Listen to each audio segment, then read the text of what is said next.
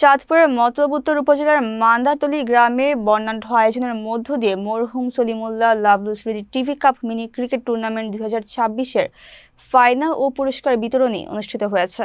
মঙ্গলবার বিকেলে মান্দারতলী আলোকিত তরুণ সংঘ বনাম মিলারচর একাদশের মধ্যেকার এই জমজমাট লড়াইয়ে 104 রান সংগ্রহ করে চ্যাম্পিয়ন হওয়ার গৌরব অর্জন করে মিলারচর একাদশ। অনুষ্ঠানে প্রধান অতিথি হিসেবে উপস্থিত থেকে খেলা উদ্বোধন ও বিজয়ীদের হাতে পুরস্কার তুলে দেন চাঁদপুর জেলা বিএনপির সদস্য ও মতলব উত্তর উপজেলা বিএনপির সাবেক সাধারণ সম্পাদক আলমগীর সরকার। 7 নং ওয়ার্ডের বিএনপির সভাপতি সিদ্দিকুর রহমান প্রধানের সভাপতিত্বে অনুষ্ঠানে বিশেষ অতিথি হিসেবে বিশিষ্ট শিল্পপতি আলহাজ মাইনুদ্দিন ও পশ্চিম ফতেপুর ইউনিয়ন বিএনপির সাবেক সভাপতি মোহাম্মদ আলী সরকার সহ স্থানীয় রাজনৈতিক ও সামাজিক ব্যক্তিবর্গ উপস্থিত ছিলেন। বক্তারা সুস্থ বিনোদন ও মাদকমুক্ত সমাজ গঠনে তরুণ প্রজন্মকে খেলাধুলায় আরও বেশি সম্পৃক্ত করার আহ্বান জানান। পশ্চিম ফতেপুর ছাত্রদলের সহ সভাপতি সাইফুল ইসলামের সঞ্চালনায় আয়োজিত এই টুর্নামেন্ট এলাকায় ব্যাপক উৎসাহ উদ্দীপনার সৃষ্টি করেছে।